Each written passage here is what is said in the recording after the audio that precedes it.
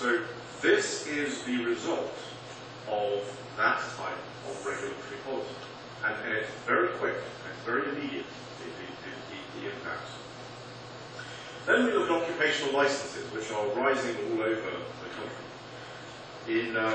And they vary. It's very interesting to look at the different states and occupational licensing requirements, because you would think that pretty much from state to state, it's the same occupations we're talking about. People don't do things in Washington State that they don't do in Maryland. They're doing the same things.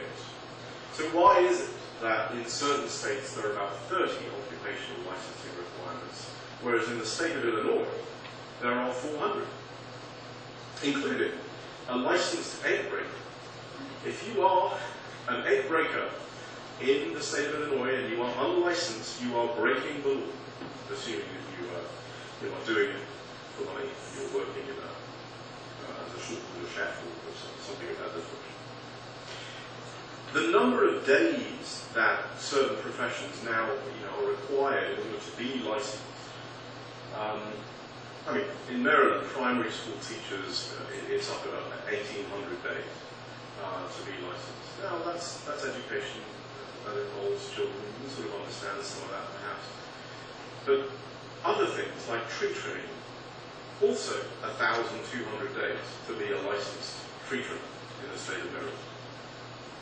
So these are all distortions. They all add up. They're cumulative. And all of them contribute to the cost that is destroyed out of the family's budget.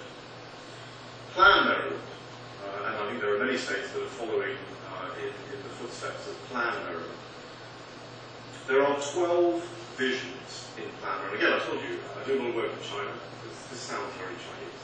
The 12 visions of Plan Maryland, all environmentally focused, none economic development focused, except as one of them refers to sustainable economic development. But what Plan Maryland has done, I spoke to a group recently in Harford County up in north of Baltimore, and we talked about, they were very worried about a Walmart that was trying to establish itself in a residential area. They're very concerned about this, and undergoing petitions and campaigns and so forth, and they were really torn because they didn't want to say that Walmart was bad. This was a group that were somewhat pro-free market. They understand the value of a company like Walmart. But what has happened in Maryland is that you remember Sam Walton's vision. He would fly planes all over the country and look for areas where he could build a factory, a Walmart store. They're so big that you have to have a lot of space and it has to be cheap. And it's close enough to the urban developments that people will come. So he's not allowed to do that in Maryland because all of this rural land must be protected under Plan Maryland as rural land. So of course he has to be in these residential areas. But the problem is, again, this is distorting rational economic decision making. And it has a cost. And again, I'm not saying that whenever you have a cost that's imposed on the free market or damages competition, that you should never ever regulate. It's simply that your regulatory goal, you have to measure that against the cost that you're imposing on the market. And remember that the cost that you're imposing on the market falls most strongly on the poor, on poor people. So, what I'd like to do now is talk a little bit about income distributions and what happens to people when these distortions are applied in economies around the world, especially in the US.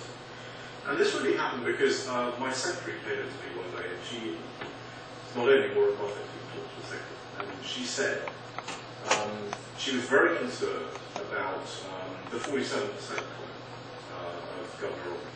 And she said, well, tell me what the ratio of wealth is. And I said, what do you mean by the ratio of wealth? And what I realized what she was saying, what she was asking for was, tell me about the wealth distribution curve. Tell me what happens to the wealth distribution curve when these things that you keep complaining about actually operate. And so this is a schematic, it's not based on anything. But the shape of the curve is what matters. And the shape of the curve, the global curve is the big one. The point there is that the US is our poor are still rich in comparison to many, many poorer countries in the rest of the world. But this is what happens to that wealth distribution curve when you impose these anti-competitive distortions. The whole curve moves down. And again, if you're at the top of the curve, it's an inconvenience. If you're at the bottom of the curve, it's a catastrophe. Now, if you approach competitive markets, the whole curve moves up, which is again incredibly important for the poor. It lifts them out of poverty. But obviously, it also benefits, what pro-free market people like to call wealth creators and job creators, which is true. They certainly are benefited when this occurs. But the part of the curve that I'd like to talk about more than the top end is the bottom end. And those of us who believe in free markets and want to advocate for free markets need to talk more about the bottom end of this curve. And we need to talk a little bit less about the wealth creators and the job creators, because when we talk about wealth creators and job creators, we sort of fall into a trap in a way, which is that the way that the economy works is that the wealthy create jobs, they build factories, the poor are employed by the wealthy people creating the factories, and that's a good thing. Now, obviously, that does happen. That is a good thing. But the real thing that happens when the economy is made competitive is that the price goes down, output goes up, more money goes into the pockets of people who are at the bottom end of this curve, and they are lifted out of poverty. And if the people at the top end of the curve are benefited more, so be it. That's not the measure of a society's success. The measure of society's success is what happens to the bottom of that curve, and there is no question that in a competitive free market it is lifted up. So let's talk a little bit about the question that my secretary had, which is, what about inequality? Isn't inequality a terrible thing? Should we not do something about inequality? Well, this is basically what happens when you do things about inequality. You can curtail the benefits to the top end of the curve. Certainly you can do that. But when you do that, however you do it, in terms of tax increases, in terms of transfers, however you do it, you are moving the economy, you are imposing forces that damage the force of competition. You are moving the economy to a less competitive market.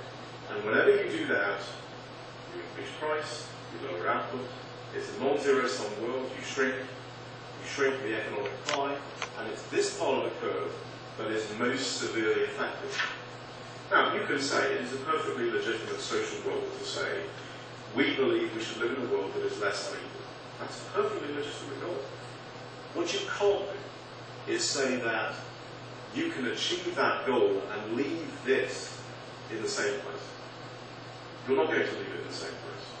If you make the economy less unequal, you are going to move the poor down. Now, there is a legitimate debate to be had, and that legitimate debate is, by how much is it acceptable to push the poor into poverty in order to achieve these sort of equal levels, more equal levels? And people can disagree about that. That's a reasonable thing. It's not reasonable to say you can leave the bottom end in the same place. Now, I know from my work in Central and Eastern Europe and the former Soviet Union and in China and in Latin America, I know where this leads. Ultimately, you can reduce this curve to a straight line. And that straight line is down, believe it or not, this graph, it's way down there. You can make the economy more equal if you make everyone equally poor. That's the only way. And again, it's legitimate to have a debate about how much do you pay for a regulatory goal. It is not legitimate to say, I can achieve this and yet keep the bottom of the curve in the same place. So what can we do about all of this? The paper that you have is a study that I did for the Council on Foreign Relations that outlines some of the things that we can do about eliminating anti-competitive market distortions in terms of agreements with other countries to limit their anti-competitive distortions, trade tools that have carrots and sticks to limit the effect of a distortionary policy, for example, in China. One of the things that people have told me as I've travelled around is that the American people, it's clear to me that the American people want to compete. I mean, this is in the DNA. I mean, they want to compete. And that's actually a quite an important statement. Bonnie refers to my running days. I used to run 400 metres, and I would always dread being drawn in the outside lane, because if you're drawn in the outside lane, you can't see anyone. You can't have a staggered stop, you can't see anybody. But I would always run my fastest times from the outside lane, because you were running on fear. Fears, the competitive fear that causes these good things to happen. So we know that competition is what takes us to a better place. Competition is what takes us to a place that we could never get to otherwise. And so we know this, but there's something, people do understand that somehow that competition is not fair. There is something going on that is not exactly fair. And I think people find it hard to pinpoint what it is. But of course, what it is the fact that if your company that you work for, US company, is competing against a China company that has benefited from all these anti-competitive distortions, then clearly that is not a fair competition. And as I've demonstrated, it's a competition that ultimately destroys wealth out of both economies, the US and the Chinese economy and the global economy. But it may lead to the Chinese firm having a greater market share of a declining market. So there are some things that we can do, I think, to roll back the rising tide of state-led capitalism, which is that twin existential threat I talked about at the beginning. There are some things that we can actually do to roll that back and to promote free market capitalism, true free market capitalism, which is competition as an organizing economic principle. There's things we can do to do that.